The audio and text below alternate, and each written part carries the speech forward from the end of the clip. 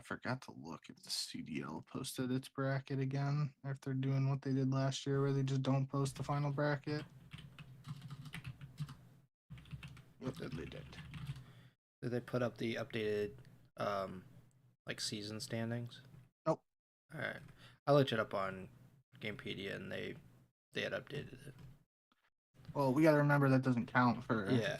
I was just going to bring it up, but Sure. like FaZe like tied for last, I think, in the major, or not, because Vegas doesn't have a win, but like whatever. They're in the bottom 4 for the major, but in the season standings, they're tied for second. Gotcha.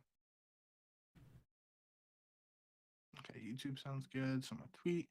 We're now with episode 144. Yep, 144. The Ego Chall Podcast, bringing in everything from this weekend CDL online minor tournament. Now with episode 1, bringing in everything from this weekend CDL online minor tournament. Come say hi, links and replies. Post. And we do Twitch. And we do YouTube. Bang.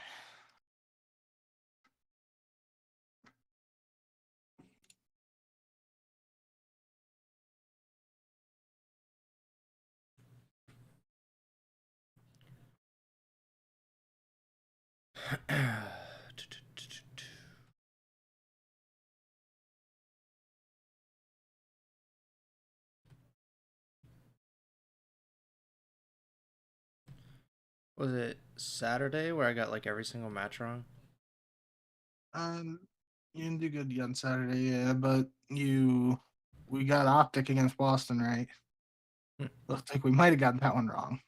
Yeah, you went 1-3 on Saturday. Yeah, I think I saw like I sent those predictions to you, and then I saw the result, and I was like, "There's just no way that like I got this whole slate incorrect." This minor wasn't your finest work, but it's okay.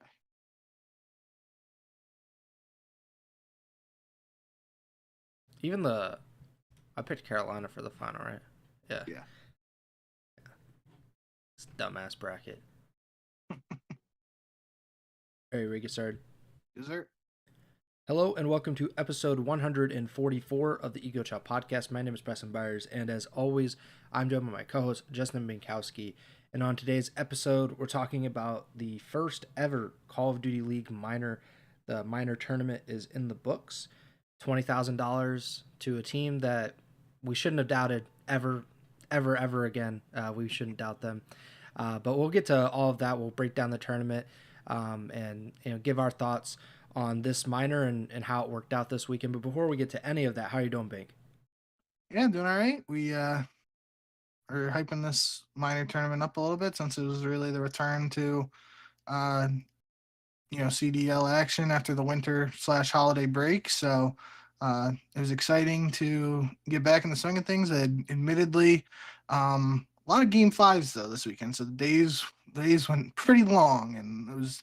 I don't have an actual count, but I'm sure if I look through the note, I'm pretty sure there's more series were game 5 than they weren't, and it might have been as close to the maximum number of maps possible that we saw this weekend. So felt good to be back and have some COD to talk about now, but yeah, just overall happy we actually got some matches to talk about already. Hopper in.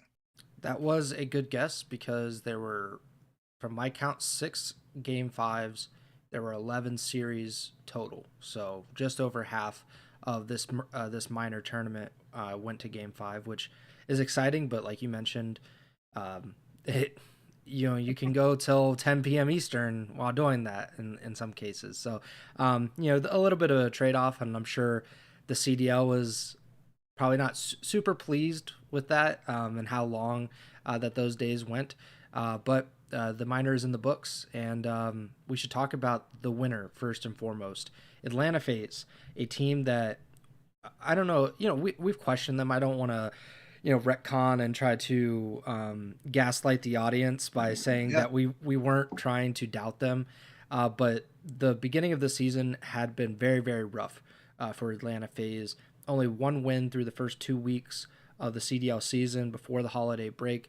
So we were left with that feeling of just what the hell is wrong with FaZe, and we were left with that for about a month. They kind of shed, I don't know if all of that, because we have to see it in official matches, but this is certainly the biggest, or I guess the most obvious example that FaZe is probably still FaZe at its core, and that they are a team to be reckoned with. Was that the idea or the sentiment that you came away from this minor with, that FaZe is still one of the best teams in the world? Yeah, I mean that's really for anybody who's been a loyal listener, and especially over the past month where we've had a lot of filler episodes just talking about storylines and narratives and that sort of thing. I mean, as recently as doing our updated power rankings, I was really torn between just the idea of like replacing FaZe in the top three, and even with Toronto who had beaten them, and I was going back and forth on that, and we I don't think either of us said that like FaZe should make a roster move, but we at least discussed the possibility of that. Like just a mid-season roster move for FaZe hasn't happened at all in their CDL history. It's always been like one change post-season. Yeah. Um, and just the thought of actually discussing that being a possibility is something new for Atlanta FaZe. And like we were really diving into all of it. And to be completely honest, too, I mean, this tournament didn't start off amazing for them either. They got absolutely smoked their first map of the tournament against Miami. Red card hardpoint 250 to 113. And I'm sitting there watching this and I'm like, damn, FaZe is going to come in last in this tournament. We're going to have to go on the pod and talk about what's wrong with FaZe again, and all this, stuff. And then even in the search, I don't remember what the round count was, but the search was kind of close. And then Simp got a literal miraculous 1v4. And he honestly, I pretty sure he said it, and if he didn't say it, he like kind of alluded to it. Just like it was just the fact he shouldn't have even gotten the one before. Like if Metals just like waited for a couple more seconds with the bomb planted, like hid somewhere and just didn't show his face for a couple seconds, Simp didn't have time to kill and get the defuse. But after that 1v4, it was literally like a flip switch, and that was you can't give all the credit to one play like that because that only gets you one map win, but it really felt like that was a major catalyst and just momentum shift for this FaZe team, because after that they're able to take that series against Miami. It was still, the control was close to, and it came down to round 5 with Miami up 2-1 in the control, but then Atlanta had a really strong defensive hold in the 4th round of the control to secure defense again on Vault for round 5. And we saw some really just absolutely nutty Vault control offensive rounds throughout this entire minor. So it's not like the securing defense was an automatic win for FaZe, but it helped them, especially after shutting Miami out in terms of capturing any of the zones in the previous round. And then they 100-point clubbed Miami in the final hard point there. So really, after what looked like, a just scary first map that could have been like, here we are talking about FaZe losing again and what's wrong with FaZe, yada yada. 1v4 comes in, flips the script around on that match in particular. And then we go into that second match against LAT, and their LAT reverse swept the control, but outside of that, Atlanta won both hard points and the search pretty convincingly. And we obviously have already seen those teams play a couple of times this year. And notably, the one that sticks out to me the most is their online qualifier match, where it was like, I just remember it looked like it could have been a 3-0 for LAT, but FaZe fought back in the control, won the 4th map, and forced a game 5. They ended up losing still, but that's one match that sticks with me still.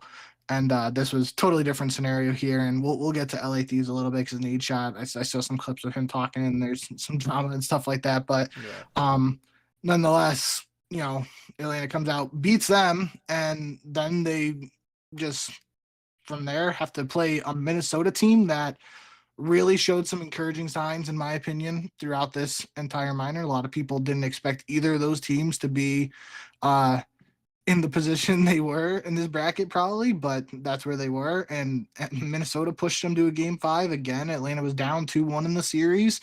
And most notably, they're down 2-1 on this in this series against Minnesota, and they have to play a red card hard point for map 4, which is the map that we just talked about, them getting absolutely destroyed by Miami in to start this tournament, and Atlanta wins that one to stay alive and force the game 5 and beat Minnesota in a game 5, which Minnesota has played really well in game 5s up to this point in the year. So another solid performance from Atlanta. You can even probably make the argument that this was I think most people probably just say the win over LAT was the most impressive, but this was just like a resilient win, especially they go down 2-1 in the series and are able to fight back and make it to the finals of the online minor, and then they end up facing Carolina, who they, again, outside of the control, they looked pretty strong in the hard points, was around 11 in the search, but other than that, yeah, it was really more business as usual for what we've known historically of Atlanta FaZe. A lot of interesting tidbits here and there throughout the minor, but for the believers and the fans of Atlanta FaZe who never gave up hope, this has definitely got to feel good. And for anyone who's probably a little bit like me and wasn't, throwing up a major white flag or anything like that, but did have some doubts and some worries, this was a sign that, if he's still really good at Call of Duty, and you can pump the brakes on all that roster change talk and, rumors and stuff like that. I don't want to say, they still got some qualifiers and the actual LAN tournament to play. And if they bomb at Major 1 on LAN, then, maybe we have to revisit the roster talk. But for the time being, that's definitely the rumors and just speculation, I guess, on that front will definitely be a little quieter now after taking home this minor. But yeah, I mean, it was a really strong performance, and again, this is just a minor online tournament, so it's not a massive deal. $20,000 winner take all for first place, so nice $5K for each of the 4 players, and 30 CDL points, which won't help Atlanta potentially in the seeding for Major 1, which is a big deal because we talked about this on the last show, where like a team like LAT, they win the minor, it doesn't really change anything in the standings because they are already sitting pretty in terms of being in winners bracket for Major 1, but like Atlanta, who has struggled in the qualifier matches, this doesn't actually help them in their quest to start in winners bracket at Major 1. They're still going to have to show up and play these last couple qualifier matches and win them to have as good of a shot at with tiebreakers and stuff like that. So but this is definitely a good sign of things to come, I believe, for this Atlanta FaZe team. They still got some things to work on. But it was definitely a step in the right direction, a show of what this team is capable of. And if they can use this, minor victory, pun intended, to propel them to get some momentum, however you want to phrase it, for these upcoming qualifiers, they could be a dangerous team heading into Major 1. To that point that you were talking about with the standings, obviously, like you said, the FaZe right now is still among those bottom 4 teams in the Major 1 standings. Because you mentioned this has no effect on those standings at all. It's all about the end of season standings, really the champs qualification standings.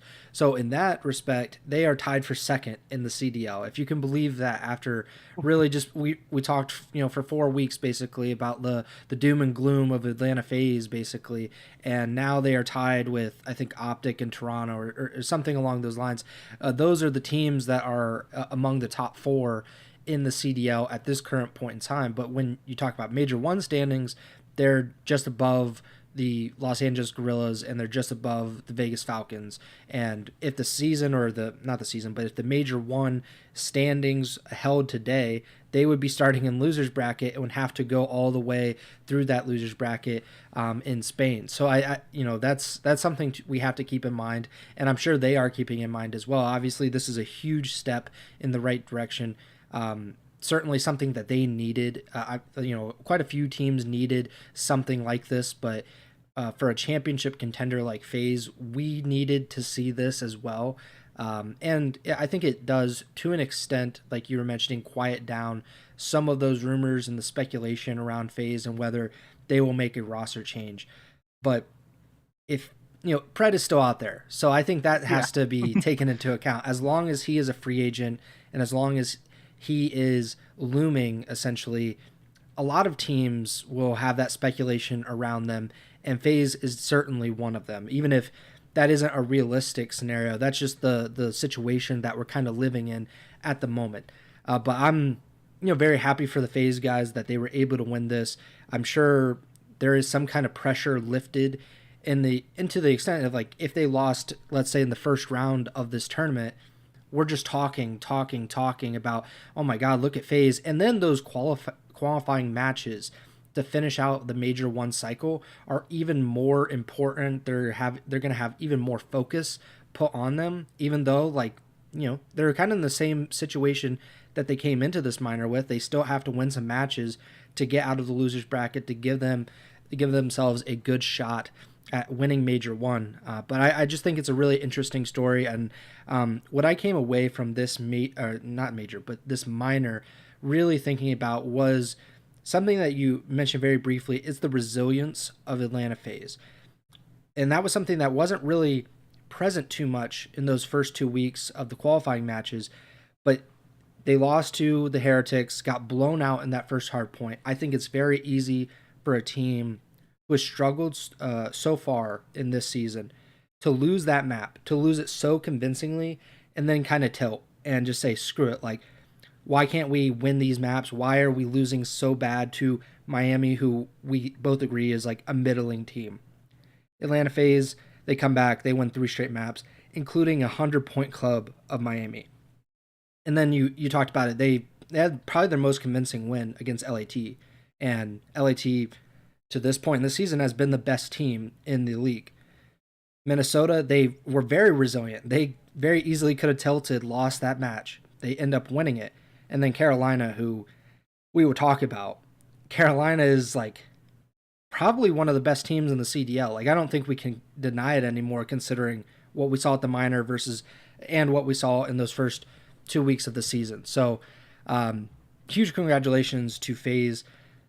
I think FaZe fans are probably going to take a little bit of a victory lap, probably deservedly so, but life is going to come back around and we're going to get into these qualifying matches again, and we're going to see if FaZe can keep up that run that they've started now at the minor.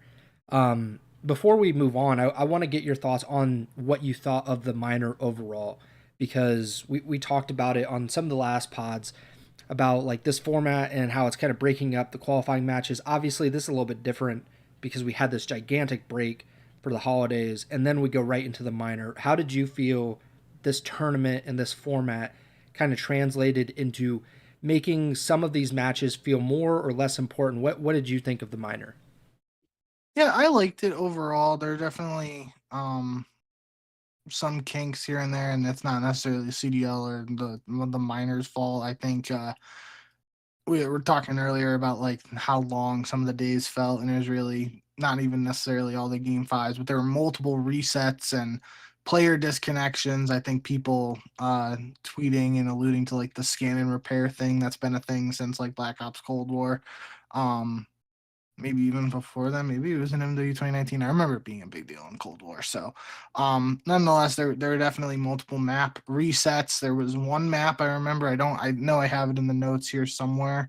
I think it was a Minnesota. Oh, it was the first series, map 4 between Minnesota and Gentlemates. It was 205 to 205, like maybe not exactly, but in that range. So like that's literally almost an entire map being played in a nail biter of a map. So it's got to be 10 plus minutes. And Estriel lagged out, and because the map was essentially tied at that point, they're just like, yeah, full reset. So like took time to get the player back in the game, get everything set up again, and then they played the map entirely over again. So that's just one instance of it. But there were multiple resets the first 2 days. Again, not necessarily a result of the minor, could have happened in qualifier matches or no matter what was going on, but that definitely is worth keeping an eye on. Hopefully we get some get some fixes, but it seems like, again, at least in my memory, the skin repair thing, if that's what's popping up again, that's been an issue for almost 5-6 years at this point, feels like. So who knows whether we'll get a fix or not. But outside of those like resets and stuff, I did feel like, you know, I liked the idea. I wasn't totally convinced by the idea of like the winner take all. I guess from the money perspective, I didn't really care, but just like from the CDL points perspective, there was only like 10 points for third, fourth, and usually you're getting 10 points for winning one match in the CDL. So some teams that like won in the first round but lost in the second round, technically, if it was qualifier matches, they'd get 10 points, but just because of the way of this format, they didn't get any points. So I do think that helped elevate the importance of getting to Sunday basically, and making this tournament more meaningful. So I kind of like that more after like seeing it in practice. I definitely think single elimination for an online tournament like this, I think it worked. I think double elim, especially like I said, with how long the days felt for a single elim online tournament like this, I can't imagine how much longer it would have felt for double elim. The only thing, and like it's something we've talked about even for the LANs in the CDL era, and there's no real way around it, is just, especially in a single elim tournament like that, there's just some teams that show up, play one match, and you're done. We talked about it on LAN. It's definitely worse, where you fly to a certain point. Like, let's just use Major 1 in Madrid, for example, first CDL event in a while, not in North America. Some teams are gonna fly across the country and fly to Europe and play 3 maps and just be eliminated, and they might have a little mini vacation in Spain. So in this case, the one team that really stood out to me was like a team like Toronto, and I guess even to an extent LA Thieves, just because like they were the teams that got a bye into the second round because they played well in the qualifiers. So they were teams we were both expecting to be competing for the championship and potentially face off against one another. And they both just played one match and they were done. Obviously, some other teams in the first round faced the same thing, but for some of these teams that got a bye, it felt a little weird that we only really got to see LA Thieves in Toronto once. But end of the day, it's not, again, not anything you can really do other than changing the format of the minor, which I don't think they need to do. I think for what this was, first online tournament, definitely felt good to have a tournament environment, in my opinion, other than just, if we were hopping right back into qualifier matches, I probably would have got a little bored, especially if the first day was filled with like all the resets and player disconnects and stuff. So I probably would have been a little frustrated personally. But like that tournament feel is, just something I've always enjoyed as a fan. So even though this is just, again, small online tournament, we didn't get to see FaZe hoisting a trophy or anything like that, but definitely for what it is and its purpose of, like you said, breaking up qualifiers and stuff like that, I think the first minor was a success in my eyes. The reason I really brought this up, and I was going to ask about it, but there was a certain thread of tweets that I had in mind when I brought it up, and it was Ben J. Nissim and Nameless kind of replying to each other about this. So Ben had the initial tweet, and he said, "It's early, but this online COD League doesn't feel any different from normal online matches. Appreciate them trying to mix things up, but something about either this format or the placement in the schedule isn't really adding any juice to the current season." And Nameless, like, I think we should mention, like, Nameless, works on the desk. He has like a reason to kind of defend the CDL if you want to be pessimistic about it. But he said, really, I feel like these matches have been close as fuck, and people and teams are going dummy compared to regular matches. You might just have fatigue in general from COD overload. I I kind of agree with both of these arguments, I guess. Like, I feel like the CDL really didn't advertise this tournament very much at all. Like, I don't remember No. seeing much on Twitter even, and that's kind of where the community is based. So I don't feel like the CDL really put much effort into like saying like this is a new exciting thing that you should really care about, and therefore people didn't really care about it as much. But I don't think that it was like entirely the same. Like it, you know, the fact that we only saw these teams once was kind of similar because we only sometimes see these teams once or twice in a weekend. But it didn't, I don't know, like it just felt like it was a little bit different, but not too different. And I feel like we needed a little more different, but maybe that will happen once we get into the second minor, which is like literally 2 weeks of qualifying matches. Then they do that minor, and then they go back to the qualifying matches. Where like this was just kind of a return to actual CDL action, and I think that kind of played a part in it not feeling as different as it may once we actually are in the swing of things, and that this is just a kind of a real break in action where this is more just like we're just playing COD again, which is great. But I don't know, like maybe the players, I think the players cared. It's kind of hard because you know when players lose, they say they don't care. You know that's kind of the thing, and then you know when they Yeah. win, it's like it's the most important thing. And there was a lot of drama outside of just these matches this week, so maybe that kind of stuff overshadowed the actual results in the server. Maybe that had a factor as well. But that's here nor there. Let's go back to the tournament, and we should talk about the second place team now, the Carolina Royal Ravens. Uh, there's been this question basically all season since they started off really hot. Are they an actual true blue contender? And I lean toward no. I think you were leaning toward no. I'm leaning more toward yes now than I was. They get a bye into the second round, and unlike LAT, unlike Toronto, they end up winning that second round matchup. They beat C9 New York, and then they beat OpTic Texas in the semifinal. Both of those in Game Fives. They end up losing to Atlanta FaZe in the grand finals. So my question is, how impressed were you of Carolina, and did this change your perception or opinion of the Carolina Royal Ravens? I don't think. I mean, I think Carolina was just a. I forget what. I mean, you did something on your power rankings for like your description for them. I think. I think it was like I'd put them in the same category. Maybe I'm I actually I think I had them in the top category. If I'm, Yeah. I think I was I C9 and FaZe for me where I couldn't rank them at all. Yeah, maybe I did something different with my power rankings. I don't remember now, but it was a gray area. I wouldn't say that I didn't think they were contenders, but I wouldn't say, I was ready to say like, Carolina's taking this, they're taking major one, yada yada. Um I think what we talked about like dark horses for minor one, I think we both at least mentioned Carolina, and it like felt weird to consider them a dark horse, but like, if I you think you that's kind had of the to. point, right? Like we would even Yeah. consider them when they were literally undefeated, and like I think they were the number one seed heading in. So Yeah, a little weird, but regardless of previous talking points and all that around Carolina, I think one thing I mentioned for like New Year's resolutions and all that was like um Carolina should want to prove themselves and prove like what they've done so far isn't a fluke, and just not give people a reason to doubt them. I believe that's how I worded it.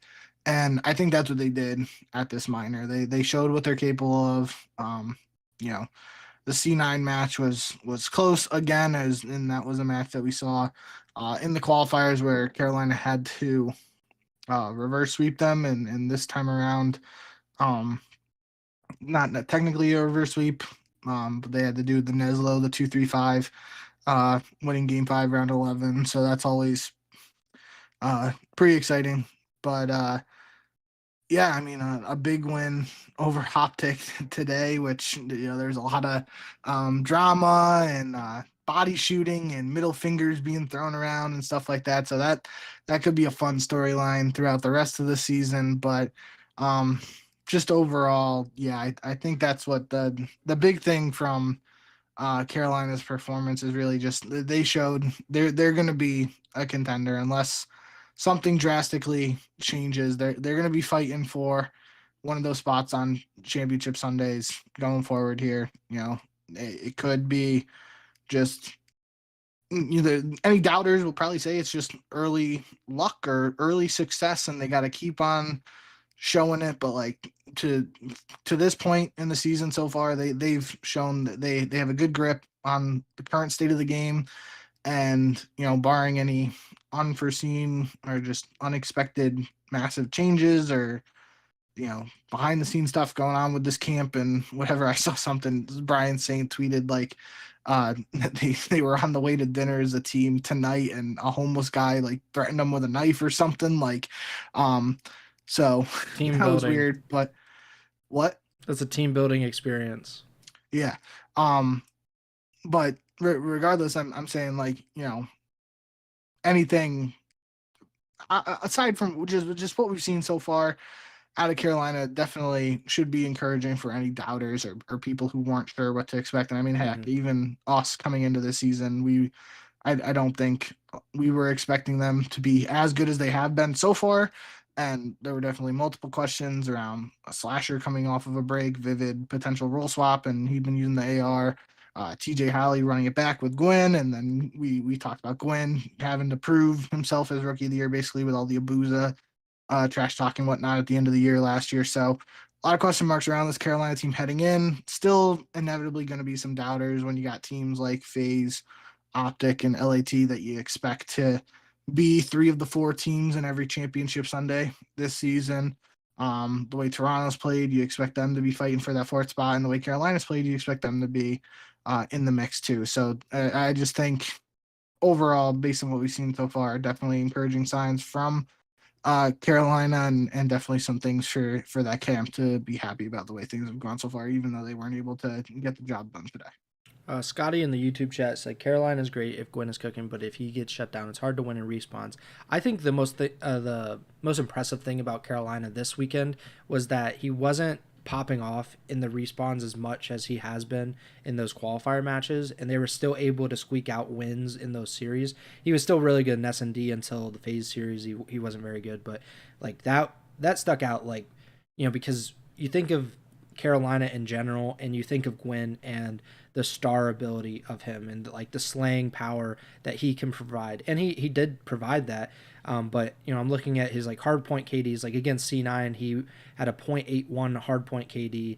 Against OpTic, 0.89. Against FaZe, 0.81. So nothing to really write home about. Like he was definitely better in control.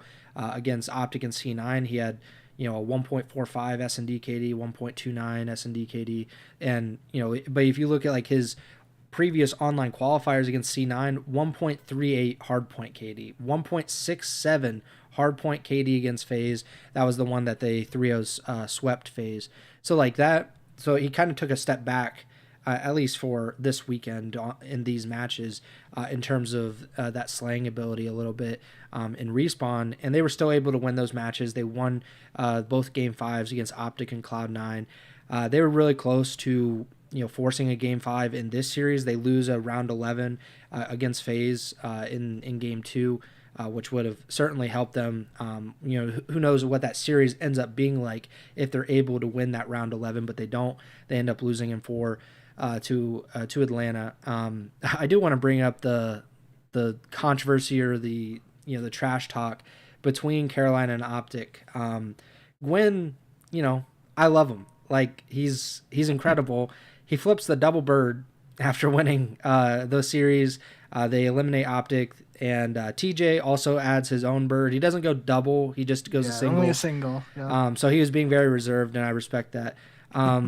But is there not like a more exciting team in Carolina, a team that for all intents and purposes and all expectations are really not supposed to be here? You think of Atlanta FaZe and LAT and OpTic and even like Toronto to an extent, but you're not expecting Carolina to be. They are currently number 1 in the CDL standings, in the season standings, and in the Major 1 standings.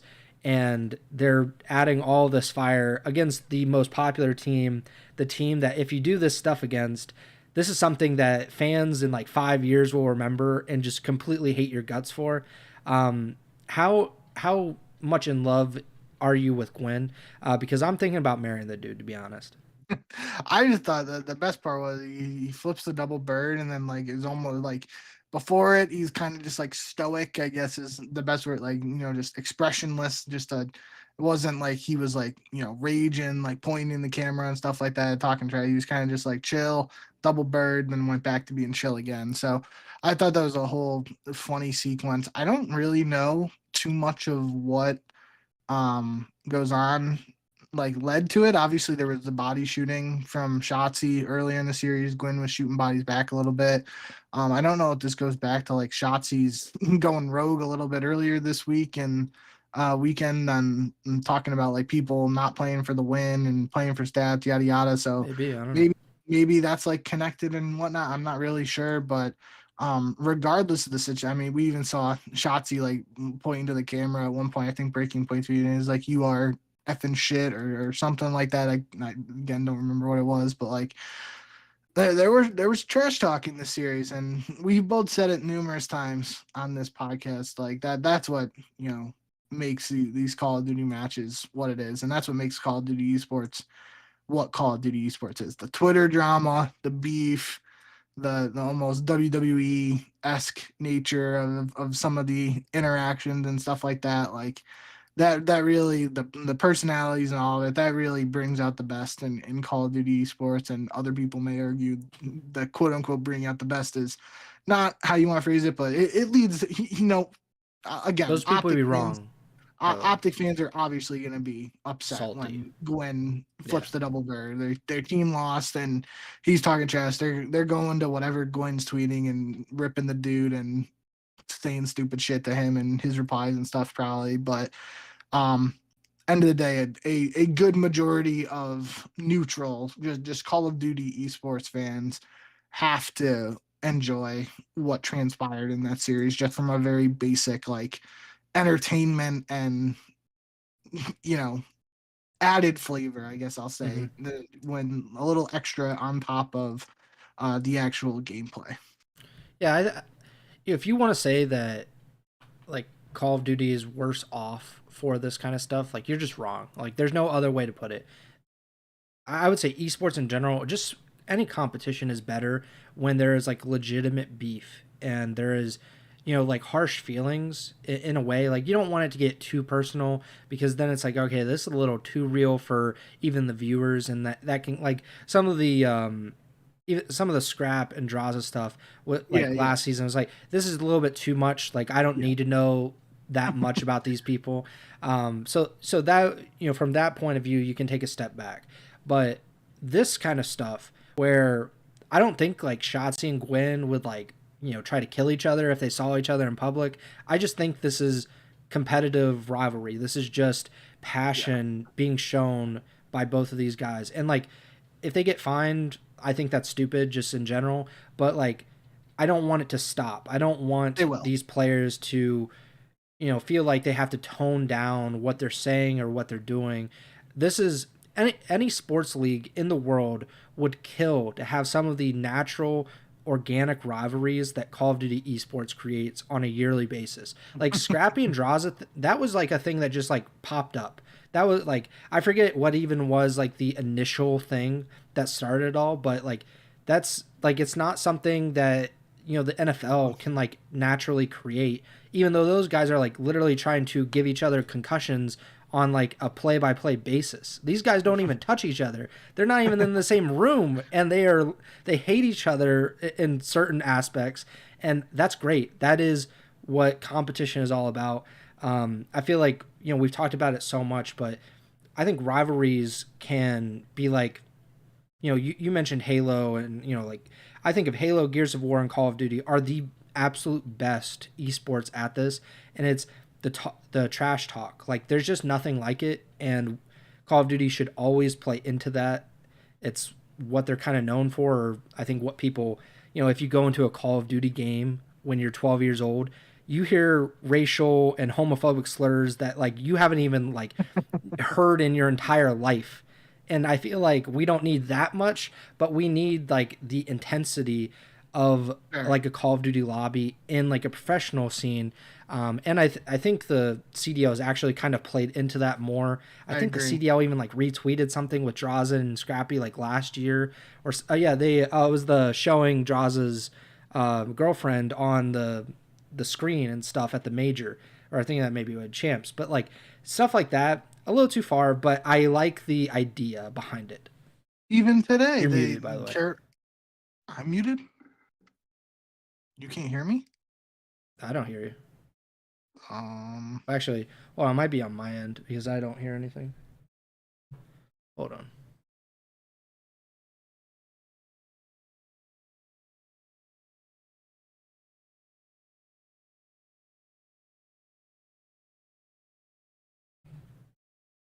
I feel like the people can hear you, but I cannot for whatever reason. that's not good. It's showing I'm working in Discord, and hold Because on. it's showing that there's sound coming out, but You hear me anybody now? in the chat, can you hear Bink when he talks or when I talk as well? Because I cannot hear him. So You still can't hear me?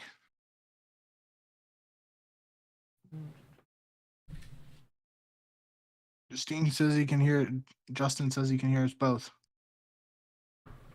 I'm gonna try to see if other earbuds would work or something. But Okay. Justin said in the chat Yeah. that he can hear both of us. So it's on my end, but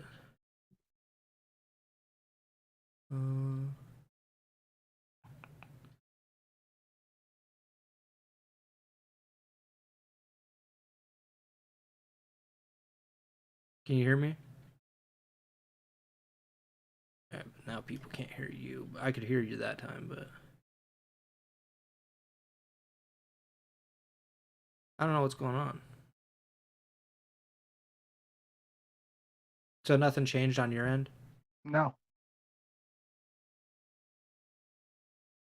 All right, so let me change this real quick. I'm not sure if it'll screw up the um like how it sounds, but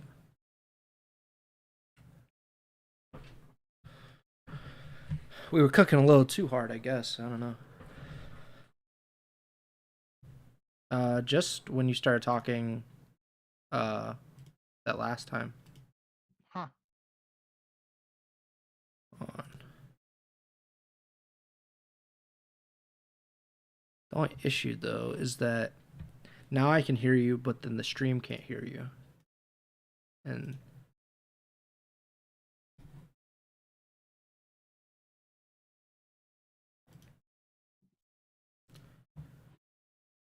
so if I go back to the one that I can't hear you with.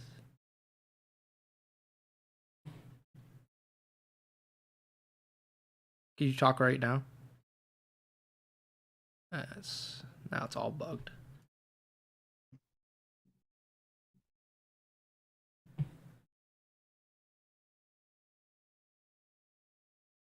So I can hear you now. I don't think the stream can though. Yeah, what the hell? Live broadcasting. Beautiful. And the thing is, like, I didn't even touch anything, so it was like.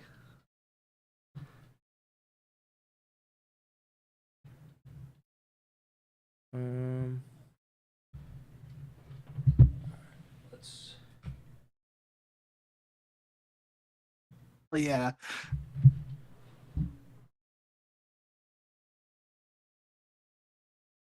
People watching right now. It's beautiful. How about now? Hello, hello.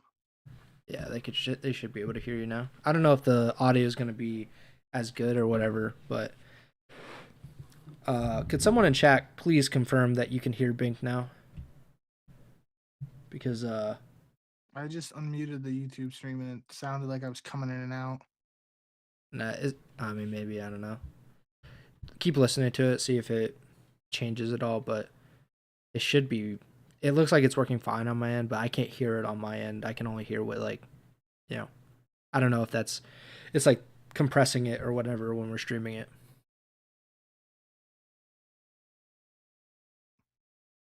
Oh, we're good. Yeah. All right. I got to the sentence where I said it was cutting in and out, and I sounded all right. Let's see on Twitch.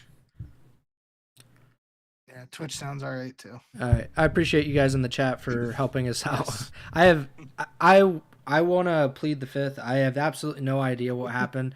I wasn't even touching anything. I was holding up my hands when all that happened. Like I thought you might have been muted when I was talking because you would like, nod your head and then you would say like something small like yeah or uh-huh. And I didn't hear that, but I just figured okay, like he's muted for whatever reason, but I guess I don't know. It was something on my end, but I have absolutely no idea. But I forget what we were even talking about now. No, I don't. Perfect segue.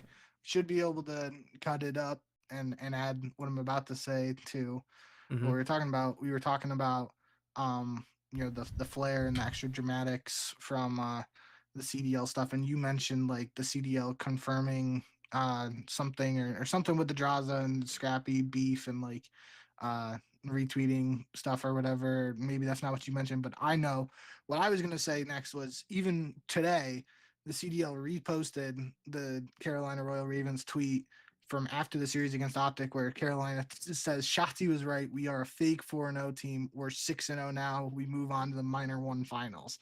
And obviously that's not like super dramatic or like, it's fun banter in my eyes, but like that's something that previously the CDL account probably doesn't interact with, or maybe they reply to it and don't retweet it. But that is a better and extremely recent example of like the CDL feeding into this more drama and just the extracurricular stuff, I guess you'll say. Yeah, and I don't know if that's I think it's a more recent thing, like over the last 2 seasons. I think the CDL has learned that it doesn't really mean anything to be like professional, quote unquote.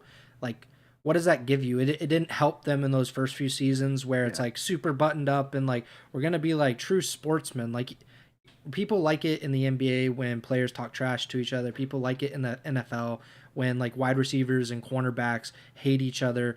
I mean, like what was it, Marcus Lattimore and Mike Evans? Like there was like anticipation for like this game because these guys just don't like each other, and I don't know. I think we should lean into it. The CDL seems like they're leaning into it. I want to continue to do that as long as it doesn't go too far. Like I think we can learn from some of the mistakes that we've made in the past. I don't want to see necessarily physical altercations. I don't need to see two scrawny guys like Aches and Nadeshot, getting into physical confrontations at a UMG event. But we can always be talking trash online, and Twitter is always very entertaining because of that. But Shotzi, I think in general has been making some headlines lately, and I would just say God bless him for it because I will say some of those things he wasn't necessarily wrong about. We'll get into it a little bit later. Let's get through the minor stuff first, but I do want to at least mention that we did see it. We will talk about it at some point. Before we get to OpTic, I want to talk about Minnesota because they got top 4 here as well. Honestly, like they were the biggest surprise for me. Like I would say it's a surprise that FaZe ended up winning just because of some of the things that we saw over those first 2 weeks. But we always knew that at their best, Atlanta FaZe was a championship level team. We did not believe that about Minnesota, and Minnesota ends up winning 2 matches, 2 game 5s, one over LAG, then one over Toronto in a big upset. And then they lose a game 5 to FaZe that we've already talked about. So how did you come away from this weekend feeling about Minnesota, who I think we were both, not down on necessarily, but certainly not thinking that they were among those top 4 teams? No, yeah, I think the thing with Minnesota was we've seen early on this year they picked up some wins that other people weren't necessarily expecting them to get, and it was just an opportunity here to see more from them, and that's what they were able to deliver because of these game 5 wins, and obviously on 2 separate occasions they opened up the series down 0-2 to LAG slash Gentlemates, and then to Toronto as well. One more map for either of those teams in that series. They close it out. Minnesota's done, and we're not even talking about Minnesota this early, right? But they show that resilience that we've seen very early, and for a team, again, very young players, and that's been a talking point for us on this podcast with this team. And I know I mentioned even someone like Paul X, like mentioning what he learned from Crim 6 on his time with the subliners, just like having any sort of resilience. Feels like that's been the word of the podcast today, but in this case, it just, for a young team like Minnesota to show that grit and determination to fight back and not quit after going down 0-2, that's got to be a good sign. They definitely could be a team that struggles throughout the rest of the year, and when we just look back on some of these Game 5 wins as flukes, but I tend to feel like at this point it's hard to go that route in thinking about Minnesota. I feel like they're a team that should, at least in theory, only get better the more they play. And I feel like at least this weekend, I've been talking a lot about Nero and Geo. Wow, I just combined their two names. Nero and Geo needing to be those like superstar slayers for Minnesota. And I felt like this weekend, like Geo had a couple pop-off maps, I feel like, but I really felt like Estriel played really well. And Paul X too, even. There was like one map where he, I think it might have been against FaZe, but now that I'm saying that, I don't remember. There was one map in a hard point where he was like the only player on Minnesota that had over 30 kills, and I was kind of just like I was like, whoa, that's something I didn't really expect to see. So to see everyone on this Minnesota team contribute so early, that's got to be a good sign for this team that's, again, full of young players, has the potential to maybe push into the middle of the pack there. And it's just a team, again, they could be in the position where, like, Gentlemates, they're winless right now, and they're asking all these questions about what they got to do differently and everything like that. Minnesota is not in that spot, and they have like room to grow still. They can just, they have these early wins, and that's something too. Like, you get later in the season, if you have all of these Game 5 victories and reverse sweeps, when it gets down to those important matches where it's possibly the difference between making champs and going home or whatnot, you have it in you if you're Minnesota to make these comebacks and clutch up when it's needed most. And being able to forge that just thought or identity early on in the season is only beneficial, I feel like, for this team. And I really think my overall thought on Minnesota is just they still have room to grow, and that could be scary. Like, if they continue to improve and work well as a unit, and even like, just if they put it all together, they could be a scary team, and that's interesting, because I don't think a lot of people would have said that heading into the season. Yeah, I think it's one of those things where, like you said, they have so much room to grow.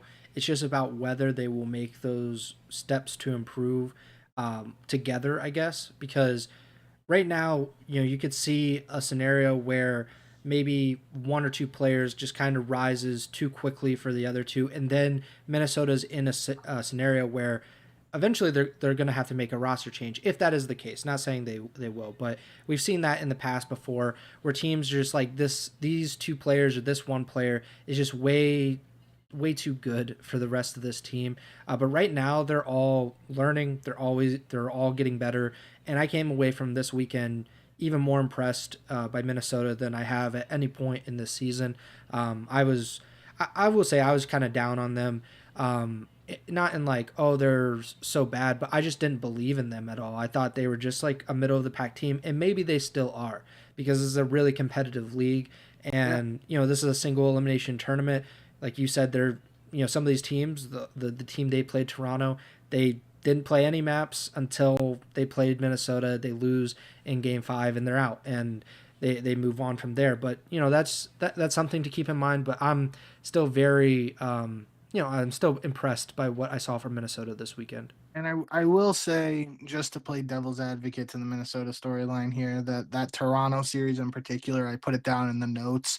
The map 4 hardpoint, Toronto was winning the map 4. I feel like it was, I didn't write down the score for that reset, but Toronto was ahead. And I feel like if I remember off the top of my head, it was like, wasn't necessarily dominant, but it was just like they were in a comfortable spot against Minnesota to close things out. Then a reset happens. Minnesota is able to force the game 5, and then there was a super long delay before map 5 actually started. So I feel like if you're like that Toronto team that wins the first 2 maps and you have a reset when you're ahead in map 4, like they had to have been going through the grueler mentally, and they basically got iced, and that probably helps out a team like Minnesota who's going for the reverse sweep because you already have nothing to lose, and then like you're icing the team. They're questioning everything that's going on, trying to avoid the pressure of getting reverse swept. So I think that's unfortunate. That's what happened, but end of the day, like the resets and stuff were happening across the board, so can't really complain. But it does suck for Toronto that's how it shook up. Toronto was undefeated in S&D2 before the Game 5 win that Minnesota was able to close out there in that series. So a couple of interesting tidbits, I guess, to that narrative. But end of the day, I do think Minnesota is in an interesting spot and probably just one of those teams again that we're talking about now, middle of the pack, but like you can only have so many teams in the middle of the pack. You can only have so many teams as a contender, and I do think that you mentioned it. That's kind of like attributed to how competitive the league has been so early in the 2025 season. Yeah, last season it was basically we had a top 4, and then 5 through 11 were basically like a mix-up of all of those teams, and they could be reordered at any point in time. Something that I saw Justin Estrada put, it was like champs predictions. Like I just obviously like we're not going to go too deep into it, but if we were to have to predict champs today, I would always go with the most talented rosters and just thinking that those teams would figure it out. So it'd be LAT and FaZe, but that's just like from a pure talent perspective, because FaZe is like a team. I was surprised that their champs placing last year. I mean, the same thing with LAT. Like that's a team that we've talked about. Like it's probably the most talented roster that you could put together, and FaZe is not too far behind. So I would certainly go with those 2 teams. But I mean that there's 5 months until we actually have to get to that point. Played a LAN yet. Yeah. And we mentioned it a couple minutes ago, but like there's a very strong likelihood that the 8 rosters that compete at champs aren't the rosters that we see currently. It's inevitable. Some teams are gonna make changes too. So if Pred is coming back, one of those rosters will certainly be different. But it's you really never know. And I think if you would have told us last season that FaZe would finish, I think that he finished like top 6. Top 6, yeah. It's like there's just no way. There's no way that any of us would have believed that, but it happened, and there's also no way that we would have believed OpTic would win champs the way that they finished the regular season. But I mean, that's just the way competitive COD is. We should talk about OpTic though. OpTic, they come in, I think, with high expectations because they showed something with Hook. We weren't entirely sure exactly how it was going to go when he replaces Pred in the middle of the first qualifying stage. And they look, pretty good, not like perfect or anything, but they win their matches. And they come into this minor. They beat Vegas, who we all expected them to beat. Vegas debuting a new lineup at that. And then OpTic plays the Boston Breach. They win Game 5 against Boston. Of course, the Breach beat OpTic in the first match of the CDL season earlier, or I guess last year, and then they go to Game 5 against Carolina. They lose that Game 5 and get top 4. Did your opinion of OpTic change at all with the minor? They only played 3 matches. They went to Game 5 in 2 of them. They played Vegas, who, like, I don't want to say like that's nothing, but it's basically nothing. Like if they lost, if they Uh, didn't look good, then you'd be like, oh, like what's going on? But the fact that they beat them in a sweep doesn't really change anything for me, at least. Bro, I'm just gonna start off optic section. Like I don't know how much we're gonna get because we're already an hour in, so I don't know how much we're gonna get talked about some of these other teams. But shout out XNID for dropping 52 kills for the L against Optic in Vegas's first match with this new roster. That's just ludicrous. I couldn't believe it. Falcons started up 90-0 in that map one hardpoint on Vault against Optic, and this with their new roster with the two new players, I believe. Merck and Maven said the pronunciations are Dahum and Wixel. Um, yeah, just like 52 from Xnet. I was like, what is happening? I couldn't believe that's like what actually transpired. And then of course Optics still were able to close it out. That map, first map between this Optic and Vegas team, when we were talking about on the last episode, like how maybe we're not picking Vegas to beat Optic, but we think Vegas is gonna win eventually. Didn't think it was going to even happen here, but it had similarities like that Boston upset over Optic earlier in the year in terms of just like Vegas having nothing to lose and everything to gain from that type of play. Like that was just a crazy start to Optic's tournament that I did not see coming. So shout out XNID for the 52 bomb. But overall with Optic, yeah, I mean, like the Boston series again, I was like kind of surprised that it was a close one again, but I mean, like we the first hard point they win by 11. Boston does. It's a round 11 in the search. Boston 3-0'd the control. That's the least close map of this entire series. And then Optic wins by 60 in a hard point and a 6-4 in the search. Um, so I think Carolina wins 2 searches against Optic, but Optic wins pretty convincingly in the first hard point against Carolina, Hook in particular 35 and 16, and Dashy dropped 34. Like that was impressive. So there's just a lot of individual play and moments that you can like point to over the course of this minor.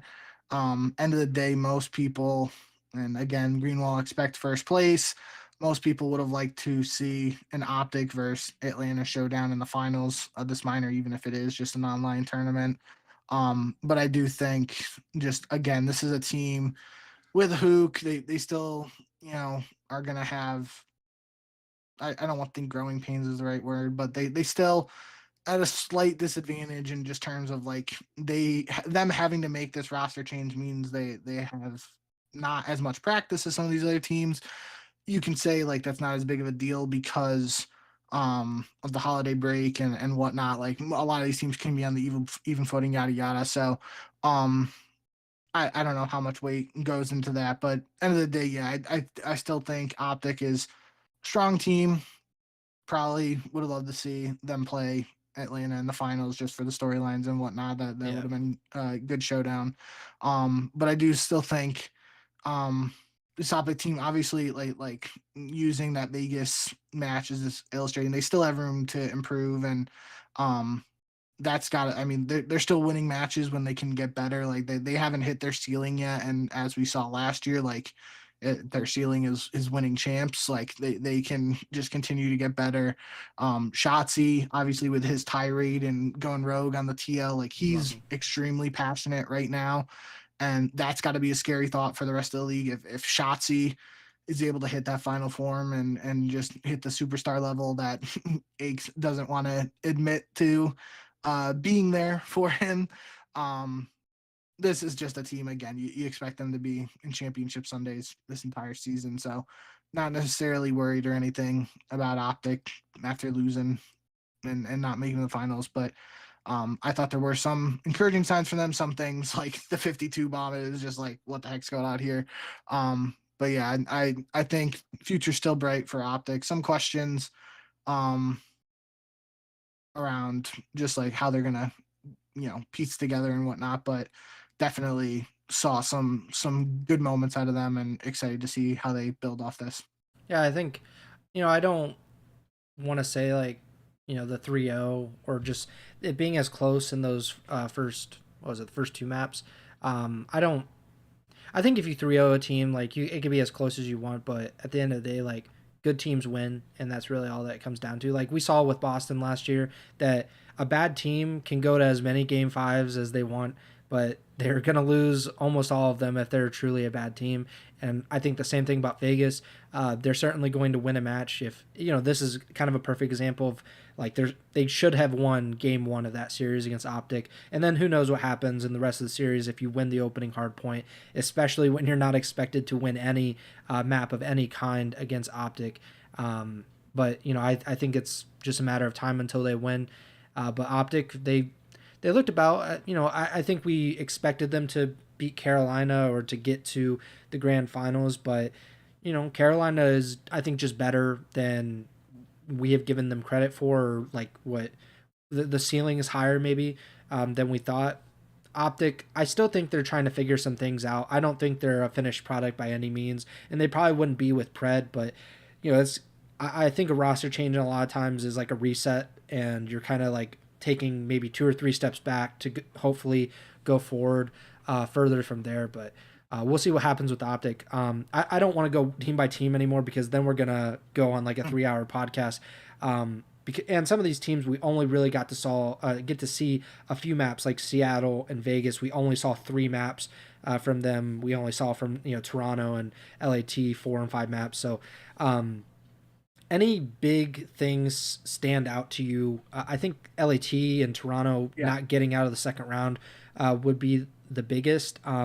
With a single elimination format and it being for those two teams in particular, starting in the second round, not getting like a warm up essentially in that first round like FaZe did or Minnesota did, and having actual competition coming into that day. How much do you think about that? How much do you care about what LAT and Toronto did and let it affect what you previously thought of them? So I already talked about Toronto a little bit when we were talking about Minnesota there, like that whole game 4 situation and kind of getting ice a little bit for the game 5. That was just a little unfortunate, but we did see in that matchup just Kleenex being an absolute issue on the map, dropping 38 kills on protocol hardpoint. And Joe DeCeves was right behind him at 33. So like that sub duo we've talked about for Toronto on this podcast already this year was playing well. Early in that map, and then Toronto win convincingly in the game 2 search, and they were undefeated 7-0 in search up to that point according to the broadcast, and then obviously they lose the game 5 to Minnesota, so they're still 7-1 in search, which again, as Ego Chall Podcast, as far as the Ego Chall Podcast goes, S&D wins championships is a Sure. mantra of the show. And Make the merch. when you got a team that is doing that well early on, 7-0, 7-1, that's got to be talked about and discussed enough. So I don't think anything really changes for Toronto for me. Big thing really for LAT.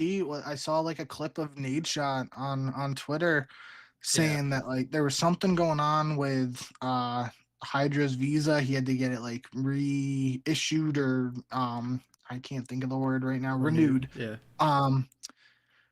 So he had to go home to France earlier than like the holiday break, and then he came back later. So like they started scrimming later, and Nate said he was talking to Shane, who's one of the coaches for LAT, and he said like they really didn't get to start scrimming as far in advance of this minor as they probably would have liked, and they took a couple days to kick off the rust. So not making excuses, and Nate definitely didn't. He basically tweeted like, I don't want them to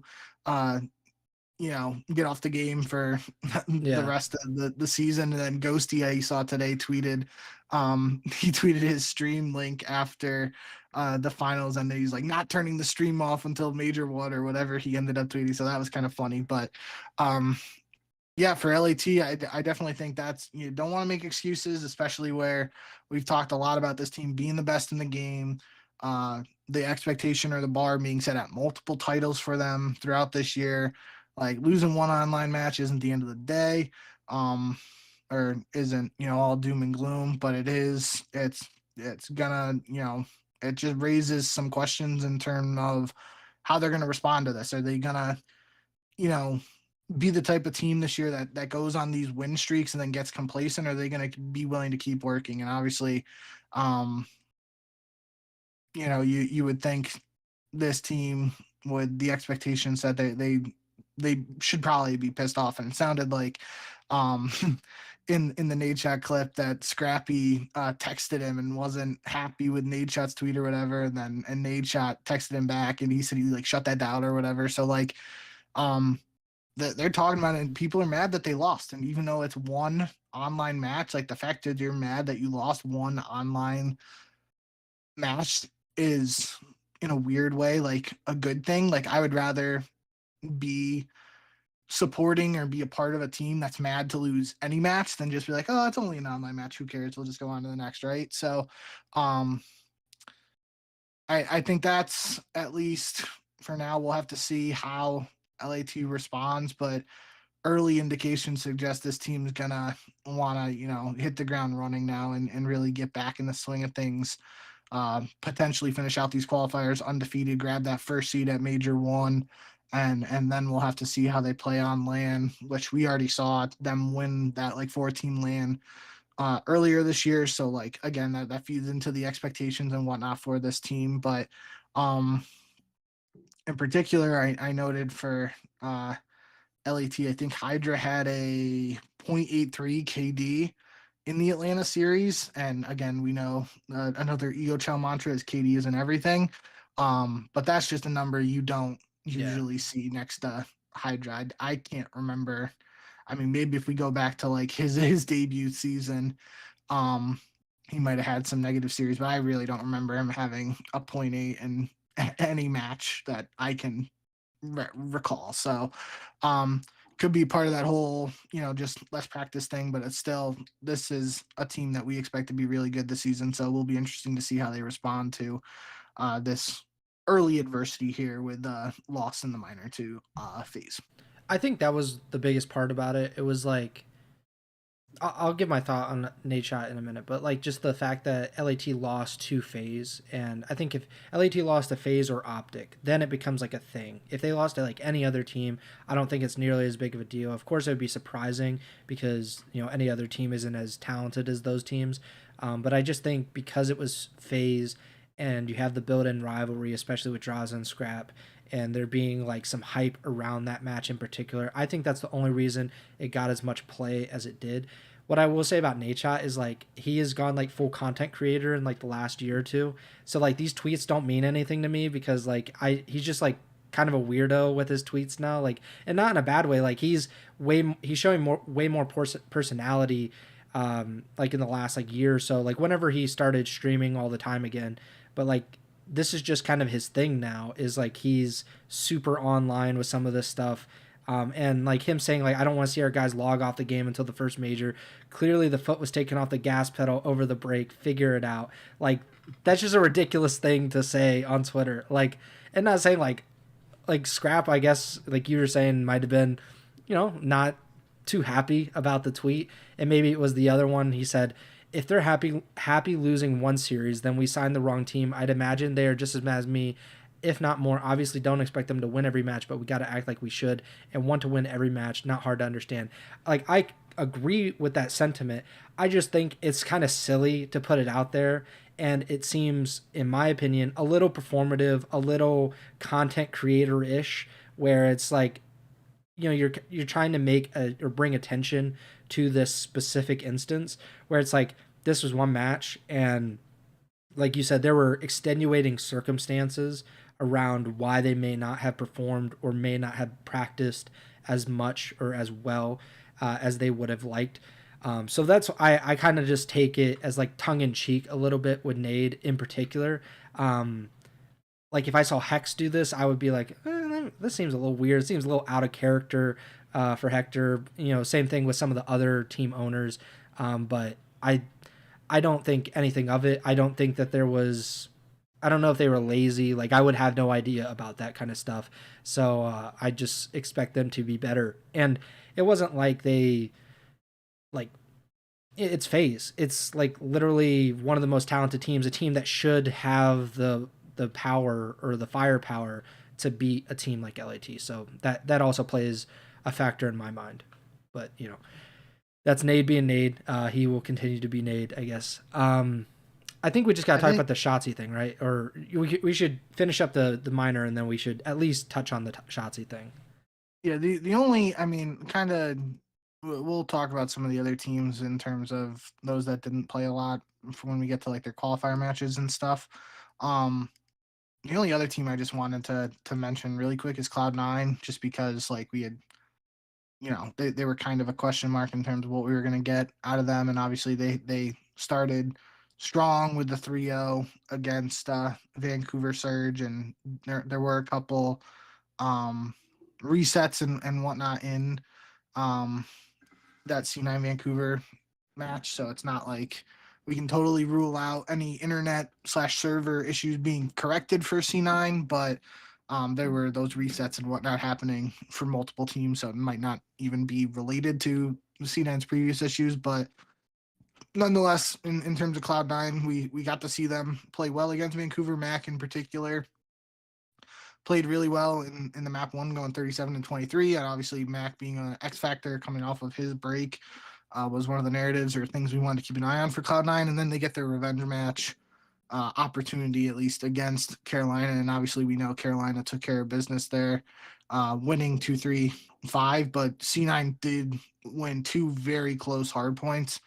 In that series, there was some drama with Sib snaking on Hacienda, and then Ghosty like bringing to a vote, potentially blacklisting C9 from scrims for 1 week, and then there's some back and forth there in terms of like setting a precedent and not having a punishment and whatnot. But end of the day, I did just want to mention Cloud9. Like we got to see them play a couple more. I still think right now they're probably in a better spot than some people may have thought at earlier in the season, just based on what was going on with the internet and whatnot. And I think this was probably a little more indicative of the type of team people were expecting them to be heading into the season, but I still want to see more from them.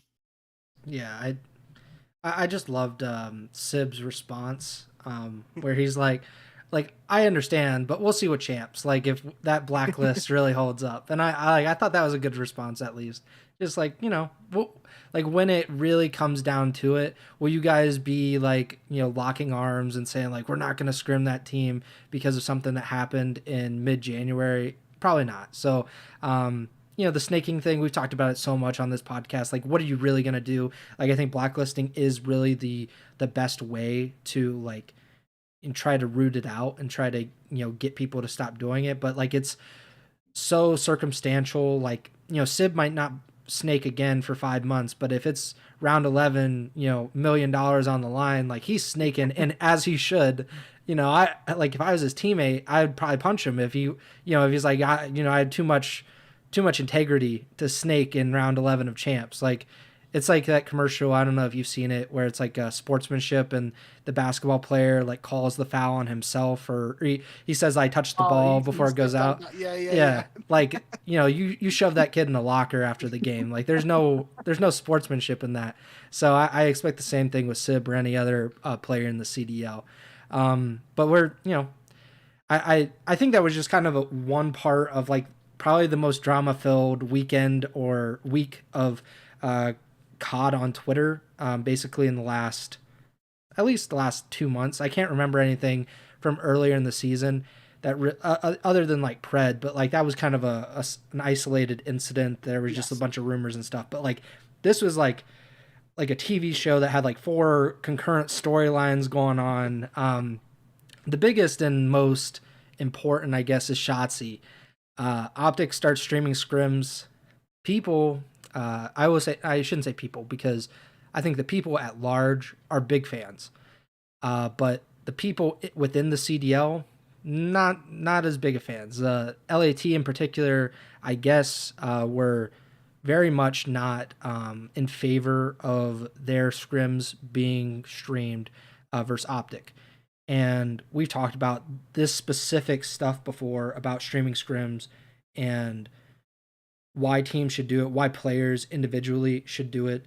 So I'm on Shotzzy's side 100%. There's absolutely no way that you could talk me out of the Shotzi camp at this point. I understand the point of view from other teams. I completely understand it. I disagree with it.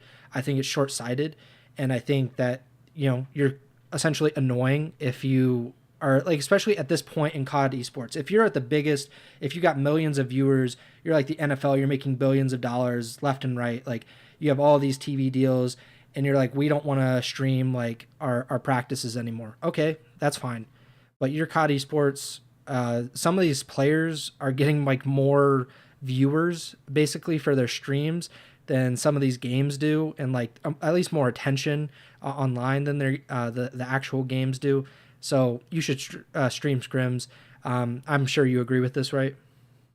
Yeah, I guess I missed that. I saw the Shotzi like wanted to stream scrims. I missed that entire other like part of it that like other teams were mad and whatnot. I didn't see that at all. So that's kind of interesting to me.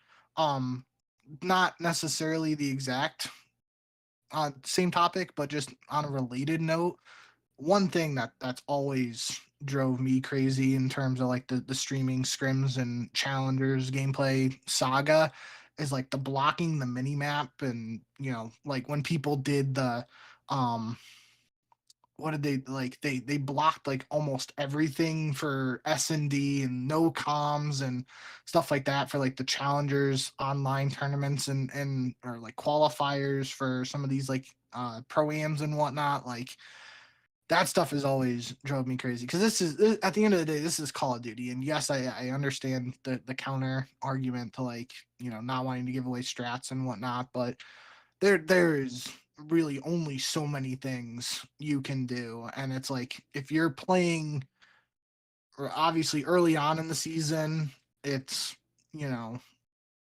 it's harder to know what other teams are going to be doing. But as we get later in the season, it's like, okay, teams are going to send two left, two right. They're going to send 1-1-1-1 to four different spots on the map. They're all going to go right. They're all going to go left. And I get that that's like having that information is crucial, but there's only so many things you can possibly do. And it's like, I don't know. It does. I've just always thought the whole like not streaming scrims thing has really been weird to me because I mean, both of us were from that like longer, older esports, COD esports scene where like they were streaming the 2Ks and just the scrims from OpTic and Black Ops 2 and stuff like that, like without even second guessing it. They were just doing that. That was great content, and you know, I don't know. I feel like I understand the counterpoint to it. I mean, you got esports teams like League of Legends where if you even talked about streaming scrims, like there was a worlds, I don't think it was this past world championship for League of Legends, maybe it was 2 worlds ago or 1 worlds ago, where like the scrim record for some of the teams against other teams got leaked, and that was like World War III in the league community. It wasn't even like the actual gameplay, Yeah. but just like the record of the scrims got leaked, and people were freaking out in the league community, if I remember that correctly. And like I can't even imagine that like equivalent to that happening in COD, just because I have that mindset of like, yeah, I get, you know, you could be giving some stuff away, but there could be it's just I don't know, especially in the spot where COD Esports is right now, like streaming scrims and having that additional content, especially with everything going on with ranked play. And right now it feels like so many top COD streamers and content creators and Hmm. stuff are switching to Marvel Rivals Yeah. because of issues with ranked play and stuff. Like feels like now more than ever is the time where we need more COD esports content. And if streaming scrims is a way to get that content, then and that's going to help the longevity of keeping COD esports around, then I'm all for it. Even in Shotzi's like rant where he's talking about like putting like other guys are gonna be putting fries in my bag or whatever and stuff like that. Like obviously it might not be that extreme, but like I mean it's a realistic point. Like not even for other pros, it just could be all pros. Like if we just don't do everything we can to try and keep COD esports around, like all these pros could be in search of a job, Yeah. so Oh, really finicky topic, I guess. And I can see both sides of the argument. I really, not like you said, I don't really agree with the whole don't stream scrims argument. I could agree with not streaming scrims like in the lead up to champs. If you want to do that, maybe like sure, but especially like right now, like in this past lead up over the holiday break, if they were maybe not even scrims, but just like eights or something, like late night S&D eights or uh I think if some of those arguments with like temp and um there's like the clip of like formal roasting censor for getting 7 kills and eights and stuff like 7? yeah, we don't get any of that if there's no scrims or eights being streamed. Yeah. um so I don't know, it's definitely uh an interesting topic that has multiple layers to it, but end of the day, yeah, I think Shotzi definitely made some good points. I think that's the biggest thing is that we don't have anything else. So we turn to scrims because that is the current thing that we're talking about, where Shotzi is saying, I want to do this. But if it was eights, if we had eights every night, then we wouldn't be asking for scrims or nearly as much. If we had some kind of FPL or some kind of equivalent in COD where, there's something for pros to stream, there's something for pros to kind of do on the off days or outside of the CDL matches, then that's just something that we can tune into, we can enjoy. We don't have any of that. We don't have S&D tournaments. We don't have anything other than CDL matches. And so we're going to turn to Shotzi, and I'm going to support him wholeheartedly. I believe that he is right in saying this. I understand why there are players that don't, but I also think that a lot of players are insecure, and that goes to your point about the League of Legends players saying don't leak the records. Like, it's not even the strategies, it's just how well you're doing in scrims, and that's just insecurity. That is not anything about, like, people don't know anything about your team other than you didn't perform well in scrims. If they see your record, they know no strategies, they don't know how you play whatsoever. But then you just know that, oh my god, look at TSM, they're just getting absolutely cooked in scrims. And that's all, like, that's just being insecure, and I'm not a fan of it. And I think it's the same way in COD. I think people hide behind the strategy aspect of it, but I really think it comes down to the pros don't want to get roasted by the community if they get cooked on stream for scrims. Yeah. And I think that's 100% it, and maybe 98% it, and 2% is like we have legitimate strategies that we don't want to put out into the public. But if you're scrimming the top teams consistently, those teams know what you're doing. They know your strategies because they're playing against you, which is way more valuable than just watching the stream. So I think a lot of it goes down to insecurity, and we just need to get past that. I did want to say though that I'm pretty sure like OpTic has agreed to not do comms or minimap for at least some of the teams. So then it's kind of like, it's kind of boring in all honesty. Like it's nice because it's an attempt. We get to see a little bit, but when It's you something. don't, yeah, but you don't really get. I don't really care about the minimap nearly as much. I would love the comms more than the minimap because I get to learn more about how the players interact with each other, which is, in my opinion, the most exciting part about eights and stuff. Like, I just go back to like Impact scrims in like Black Ops 2 where those guys are just like full on roasting each other, and I wasn't even paying attention to the gameplay necessarily. And the same thing with the 8 stuff, like the 7 thing with Formal and Doug. Like those things are what we're missing.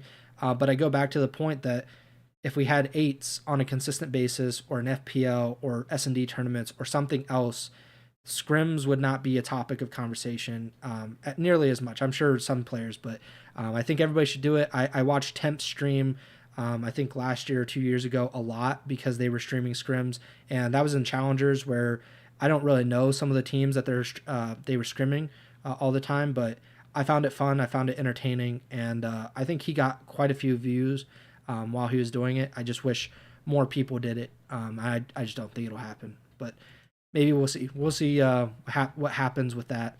So we're about hour and a half in, 90 minutes in. Like you said, we will talk about some of these other teams more in depth when we get to their qualifier matches, because that's, unless something else pops off, and at this rate we're going for the last week, something else will pop off before the next episode of the Ego Chall podcast. But we will talk about some of these teams as we give our predictions for the return to qualifying matches, which start up, I believe, on Friday, if I'm not mistaken. So next Friday, we will talk about all those matches this coming Wednesday. I should just mention the pick'em. I don't really want to, but I feel like I am obligated to do so. But you are 24-11. I am 19-16. I was not cooking at the minor. I went 5-6. You went 8-3. I think there was a day where I got like all but one match wrong. So that was not great for me. Certainly not the start I had last season, but still a lot of time to catch up. I'm kind of tired of talking, but make sure to subscribe, like, or follow the podcast feed wherever you're listening or watching on. Apple Podcasts, Spotify, Amazon Music, and of course YouTube, where we've had a lot of lovely viewers today or tonight in the comments, and we really appreciate you guys for tuning in and kind of interacting with the podcast, interacting with each other. Really appreciate you guys.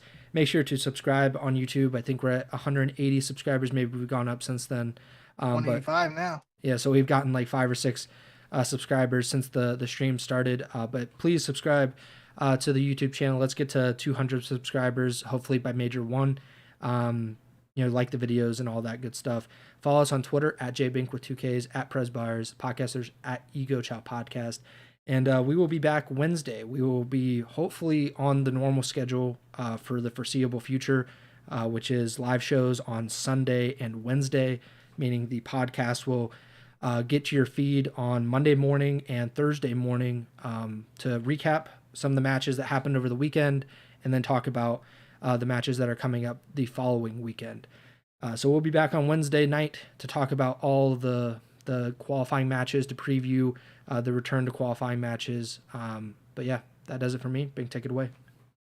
Yeah, thank you guys as always for all the support. Like Preston said, loving the support in the YouTube stream right now. VVS Wealth, Jonathan, Matt Johnson, even though he told me to take a breath when I was ranting a little bit there. J Busy Gaming, Perk Savior. We had some other guys earlier. Justin Estrada was helping us when we were having our mic issues. Lieutenant Bacon, Scott Campson, I know Preston mentioned earlier. So yeah, we had a bunch of people in the comments in the YouTube stream. Really appreciate all the support from you guys, and thanks for showing up to the live show. Hope you enjoy. Again, as always, if you guys have any feedback, constructive criticism, whatnot, let us know. Let us know what you want to hear, and we'll try and do what we can to implement as much of that into future shows as we can. But yeah, it was great having some COD to talk about today, and obviously we talked a while about it. So hope you enjoyed. We're getting the swing of things, and we'll be back later this week to preview the upcoming qualifiers, because we still, minor 1 is in the books, but we got more to come. So thank you guys as always, and remember to send the chow.